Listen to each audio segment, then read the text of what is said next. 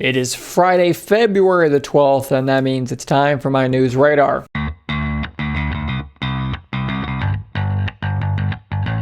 Before we jump into things, please be sure to hit that subscribe button if you liked the video. Maybe take a look at joining us here on YouTube, or even check out our Patreon page to help support the channel. We knew this day would come eventually. I don't know if any of us thought it would take quite this long, but we knew that if we held out hope long enough, eventually the Surface Duo would launch in regions outside these United States. And we finally have confirmation that the date that I shared with you guys on a prior news radar a couple of weeks ago was in fact correct. February the 18th, which is 6 short days away, and Surface Duo will be available in the UK. Here's a tweet from Surface UK stating that exact date. Now we have that date. We don't actually have carriers as of recording of this, but we do have that date. And there's one more thing that we do have,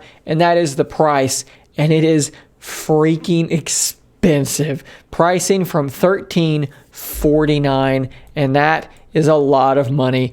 It's a lot of monies. If we go over to here, Lilliputian, Mr. Brad Lender has a good article here talking about this date being announced. And he talks about how when Duo launched in the United States, $1,400 asking price was where we were at. Well, of course, now it's down to about $1,000 in Amazon, Best Buy, etc. Well, unfortunately, for those that are now in the UK that are going to be able to buy the Surface Duo, which is a good thing, the equivalent prices, if you do the math, is $1,864 in US dollars, obviously.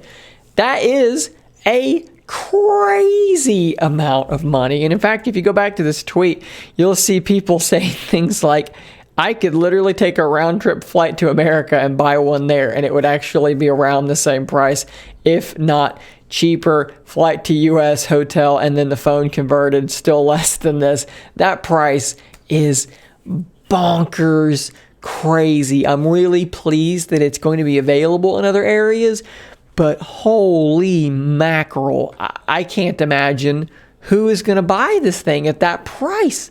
That's insanity.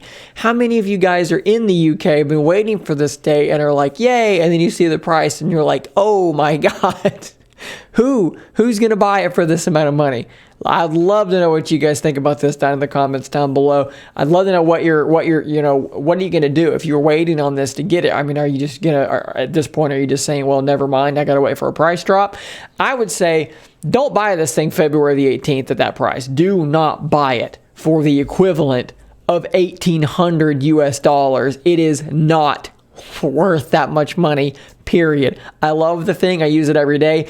It is not worth $1,800. It's just not. Wait for a price drop. There will be one probably. It'll probably happen in like a month or something. There will be a sale or something. But for now, don't do it. Don't do it. Don't do it. Find another way. So let's shift gears to a company that likes to do really weird things as well. Not quite as weird as the Surface Duo, but still pretty weird. Xiaomi has just had leaked the Xiaomi Mi 11 Ultra, and boy oh boy, if you thought camera bumps were getting out there and out of control, you haven't seen anything yet.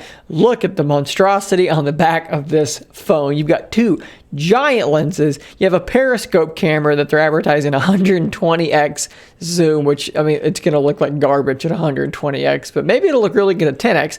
Then you see to the side here, that's a screen. There's a literal backward-facing display on the back of this thing's camera bump, which I guess would enable you to, you can take a selfie rather than using your, so-so selfie camera. Just flip the guy around, take a picture using the primary sensors, using that rear-facing screen. Maybe use that 120x zoom to take a picture of the pores on your face if that's something that you want to do. Something else I do want to point out about this thing's camera bump is that it is freaking deep. You can see this other phone sitting on top of it, and it's like half the thickness of the phone. And what do you get in a camera bump that big? Well, you get a 48 megapixel ultra wide, a 48 megapixel periscope, and a 50 megapixel primary lens. So that is a crazy set of lenses. I'm of the opinion that you don't need a 200 megapixel or a 108 megapixel sensor to have, a good camera. Obviously, look at the pixels doing it with 12. So the processing, the software is going to make a big difference there, but you're starting off with some pretty damn good sensors, which is never a bad thing. But I am curious to see how the photography will actually look. Xiaomi's had pretty good cameras in the past, so, loading down with that much high-end hardware can't hurt, although you are going to have to deal with the camera bump being is probably about as thick as a Surface Duo. That's about how thick the camera bump's going to be on this thing, which is just wild. You've also got a Snapdragon 888 6.8-inch QHD display, 5,000 milliamp hour battery, 67 watt fast charging is really good. 120 hertz on that display as well. 10 watt reverse charging. This thing's ticking every imaginable box.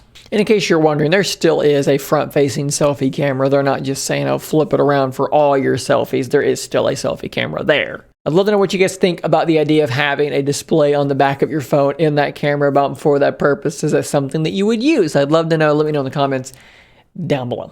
And last but not least, a brand that is close to my heart, a phone that I really enjoyed. I actually owned a Blackberry Key 1, and I really loved that phone a lot more than I probably should have.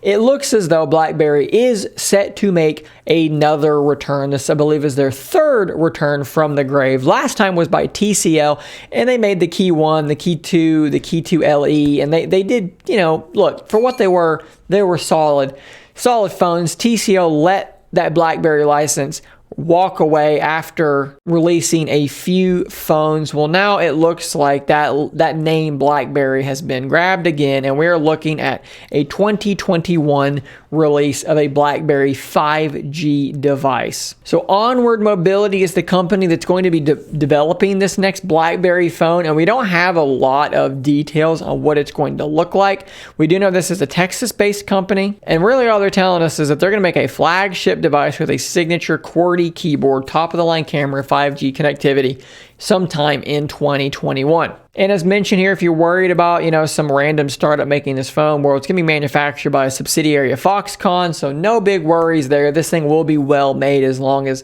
Foxconn is still able to do what they've always done. They've collaborated with Amazon, Apple, Google, Sony, Xiaomi, so forth and so on. So it's not like it's being manufactured by a startup. It is going to be made by a proper company. So I guess the big question is, does the world still have room in it for a phone with a QWERTY keyboard? And I hope that the answer is yes, because I would really love to have another phone like the Key 2 or the Key 2 LE out there in the world to test and to use, because there's still something about having that physical hardware keyboard. I can type quite well on a touchscreen, and I can type pretty quickly on a touchscreen. The difference, though, having a full QWERTY keyboard is touch typing.